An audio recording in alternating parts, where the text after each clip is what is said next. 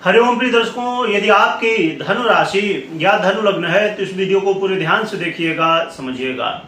इस वीडियो में हम समझने वाले हैं, जैसे कि आपने थंबनेल में पढ़ा, बड़ी भविष्यवाणी। इस अक्टूबर के महीने की ये भविष्यवाणियां हैं। अक्टूबर के महीने में नवग्रह आपको क्या रिजल्ट देने वाले हैं, इसे हम विस्तार से समझेंगे। और इस वीडियो को बिना स्किप किए और पूरी वीडियो देखिएगा, क्योंकि इस वीडियो में हम पूरे अक्टूबर के महीने में जो ग्रह स्थितियां परिवर्तित करने वाली हैं या उनका जो चाहे गोचर हो, चाहे उनका राशि परिवर्तन हो, चाहे वक्री अवस्था हो, चाहे किसी भी स्थिति में कोई भी परिवर्तन हो रहा हो, सबको हम विस्तार से समझेंगे।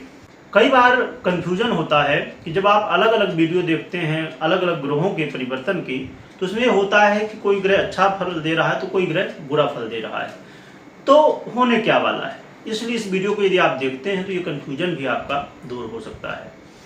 तो आइए सबसे पहले हम समझेंगे ग्रह स्थितियों को, फिर हम समझेंगे कि आपको कौन से फल मिलने वाले हैं ग्रहों के, और फिर उपाय भी जानेंगे। तो विस्तार से समझेंगे। और प्रिय दर्शकों, बहुत जल्द सूर्य ग्रहण होने वाला है, तो ये ग्रहण का क्या प्रभाव होगा उसकी भी वीडियो आएगी, तो अवश्य देखिएगा। आइए जानते हैं सबसे पहले हम ग्रह स्थितियों को। तो ग्रह स्थितियों की बात करें तो सूर्य अपना परिवर्तन 17 अक्टूबर को करने जा रहे हैं अपनी नीच की राशि तुला राशि पर। चंद्रमा का परिवर्तन होता ही रहता है। मंगल की बात करें तो मंगल भी 20 अक्टूबर को अपना परिवर्तन करने जा रहे हैं अपनी नीच की राशि कर्क पर। बुध का परिवर्तन 10 अक्टूबर को ही हो जाएगा तुला राशि पर, और परंतु वो अस्त अवस्था में होंगे, 20 अक्टूबर को उदय हो जाएंगे। फिर 29 अक्टूबर को पुनः राशि परिवर्तन करेंगे और वृश्चिक राशि में प्रवेश कर जाएंगे।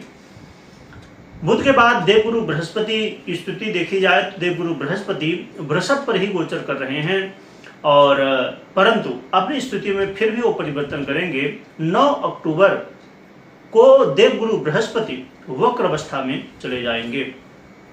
शुक्र की बात करें तो शुक्र 12 अक्टूबर को अपना राशि परिवर्तन करेंगे और मंगल की राशि वृश्चिक में गोचर करना प्रारंभ कर देंगे। शनि देव अपनी ही राशि कुंभ राशि पर गोचर कर रहे हैं वक्री अवस्था में। राहु देवगुरु बृहस्पति की राशि मीन राशि पर और केतु बुध की राशि कन्या राशि पर गोचर कर रहे हैं। तो यह कुछ ग्रह स्थितियां थी, और इससे कुछ योग का भी निर्माण हो रहा है। सबसे महत्वपूर्ण योग की बात करें तो बुधादित्य योग का निर्माण होने जा रहा है। अब देखा जाए तो और भी कई सारे छोटे बड़े योग हैं, परंतु मूल रूप से ये योग बुधादित्य योग बन रहा है।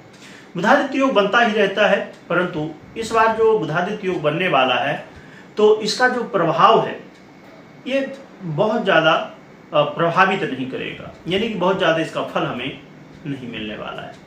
उसके पीछे कारण क्या है कि जैसे मैंने आपको स्टार्टिंग में बताया कि ग्रहों के राजा सूर्य खुद नीच अवस्था में होंगे, जो कि बुधादित्य योग बनाएंगे बुध और सूर्य, इसीलिए प्रभाव में काफी कमी आ जाएगी।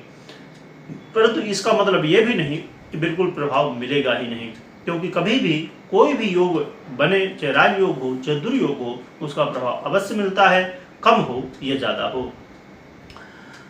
तो ये अक्टूबर का महीना देखा जाए तो धन वालों के लिए स्वास्थ्य दृष्टिकोण से ठीक है। स्वास्थ्य को लेकर कोई बहुत ज़्यादा खास समस्याएं नहीं देखने को मिल रही हैं। हाँ, ये जरूर है कि हमें हमेशा अपने स्वास्थ्य का ध्यान रखना चाहिए, परंतु वर्तमान की जो स्थितियों को देखा जाए तो कोई विशेष समस्या देखने को नहीं मिल रही है। अब जो विद्यार्थी हैं, स्टूडेंट हैं, उनके लिए अवश्य ध्यान रखने की बात है, क्योंकि आपका मन इस समय बहुत ज़्यादा विचलित रहेगा, आपका मन यहाँ वहाँ भटकेगा, परेशानियां देखने को मिलने वाली हैं। तो आपको थोड़ा सा धैर्य रखने की आवश्यकता होगी, और खासकर मध्य महीने के, अब समझिए 17 के बाद स्थितियां और भी ज़्यादा गंभीर हो जाएंगी, और उससे भी ज़्यादा 20 अक्टूबर के बाद स्थितियां गंभीर होंगी। परंतु 17 अक्टूबर 20 अक्टूबर से पहले स्थितियां ठीक हैं, कोई खास समस्या नहीं है, ये तो बेहतर ही है पहले यदि देखा जाए 17 के पहले। और जो लव पार्टनर हैं उनके लिए तो बहुत ज़्यादा सावधानी की आवश्यकता है, क्योंकि लव पार्टनर के लिए इस समय गंभीर स्थितियां बनेंगी। इस समय वाद विवाद, लड़ाई झगड़े, यहाँ तक कि अलगाव की स्थिति भी बनने की संभावनाएं देखने को मिलेंगी। इसलिए लव पार्टनर जो हैं उन्हें विशेष रूप से सावधान होना चाहिए, खासकर 17 अक्टूबर और 20 अक्टूबर के बाद। उसके पहले स्थितियां बहुत श्रेष्ठ तो नहीं पर ठीक ठाक कहीं जाएंगी, परंतु 20 के बाद आपको बहुत ज़्यादा सावधान रहने की आवश्यकता होगी। डरने की नहीं, सावधान रहने की। जो व्यापारी वर्ग हैं, चाहे कुछ भी आप व्यापार करते हो, तो व्यापारियों की स्थितियां ठीक है, इसमें कोई खास समस्या नहीं है, स्थितियां आपके पक्ष में ही है। आपको कहीं ना कहीं कुछ न कुछ लाभ होने की स्थिति देखने को मिलने वाली है। परंतु कहते हैं जब जन्म कुंडली में या इस रूप में यदि आप समझें कि हमारे जीवन में यदि कोई समस्या है तो वो कहीं ना कहीं हमारे हर एक क्षेत्र में प्रभावित करती है। क्योंकि अब समझिए, ग्रहों के राजा सूर्य इस समय नीच अवस्था में होंगे और देखा जाए तो आपके लिए वो बहुत महत्वपूर्ण ग्रह होते हैं। सूर्य वो पीड़ित होंगे। फिर हम बात करें मंगल की, तो मंगल भी बड़े ही महत्वपूर्ण ग्रह हैं आपके लिए, तो वो भी इस समय पीड़ित होंगे। तो इसलिए कहीं ना कहीं जो दो मुख्य ग्रह हैं, वैसे तो सब ग्रह अपना अपना प्रभाव देते हैं अपने अपने कार्यों में, परंतु आपके लिए देवगुरु बृहस्पति, सूर्य, मंगल बड़े ही महत्वपूर्ण ग्रह हैं। तो वो ग्रह देखा जाए तो देवगुरु बृहस्पति भी वक्री अवस्था में जाएंगे। तो वक्री अवस्था में जाना तो हम समझिए कि अभी जल्द ही आने वाले हैं कि क्या कैसा इसका प्रभाव आपको मिलेगा देवगुरु बृहस्पति का। परंतु अभी यदि देखा जाए तो मुख्य रूप से दो ग्रहों की स्थितियों को देखें तो कमजोर पड़ रही हैं। तो जब हम कहते हैं ना कि जो हमारा स्ट्रेंथ है, हमारी जो मजबूती है, वो जब कहीं कहीं हमसे जो है तो कम हो जाती है या कहा जाए कि छिन जाती है, तो फिर जीवन में उसका प्रभाव कहीं ना कहीं दिखता है। इसलिए आपको एक तो धैर्य रखना होगा और साथ में भाग्य के भरोसे नहीं, बिल्कुल भी भाग्य के भरोसे नहीं रहना है। 100% अपने कर्म को ध्यान में रखना है। यदि आप कर्म करने से पीछे नहीं हटते हैं तो काफी कुछ संभाला जा सकता है।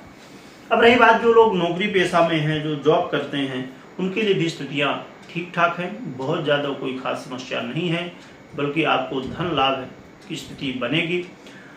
और यहाँ कहीं ना कहीं आपको ये भी है कि मौका भी मिलेगा कोई कि आप कुछ जीवन मतलब ये जॉब के जीवन में जो आप जॉब करते हो उसमें कुछ चाहते हैं कि कुछ बेहतर हो जाए, तो संभावनाएं हैं। यदि आपकी जन्म कुंडली में आपका कर्म क्षेत्र मजबूत है तो संभावनाएं हैं कि आपको लाभ भी मिल सकता है। तो देखा जाए तो ये धन वालों के लिए जो ये महीना है काफ़ी बेहतर है। बस जो लव पार्टनर हैं और विद्यार्थी हैं उनको विशेष रूप से सावधान रहना है। बाकी स्थितियां ठीक ठाक हैं, बढ़िया हैं, कुछ न कुछ लाभ आपको दे रही हैं। अब रही बात कि उपाय क्या करना चाहिए, तो एक तो भगवान सूर्य को अर्घ दीजिए, साथ में नित्य प्रयास करिए। जो भी आपके आसपास कोई मंदिर हो तो वहाँ पर कोशिश करिए, हर दिन जाइए, भगवान की आराधना सेवा करिए, इससे आपका कल्याण होगा। और साथ में आप अपने इष्ट की आराधना भी कर सकते हैं, इससे आपका कल्याण होगा। और हमेशा की तरह मैं बता दूं कि कोई भी महत्वपूर्ण यदि आप निर्णय ले रहे हैं तो सबसे पहले अपनी जन्म कुंडली का विश्लेषण करवाइए या तो करिए, क्योंकि ये गोचर के आधार पे जो प्रभाव आपने सुना गोचर के आधार पे है। मैक्सिमम वीडियो जो आप देखते हो गोचर के आधार पे होती हैं, इसलिए आपको बिना जन्म कुंडली का कोई भी निर्णय नहीं लेना चाहिए। कमेंट में अपने इष्ट की जयकारा लगाइएगा और खूब स्मरण करिएगा, नाम स्मरण। और कलयुग में नाम स्मरण बड़ा ही हितकारक माना जाता है। वीडियो देखने के लिए बहुत बहुत धन्यवाद।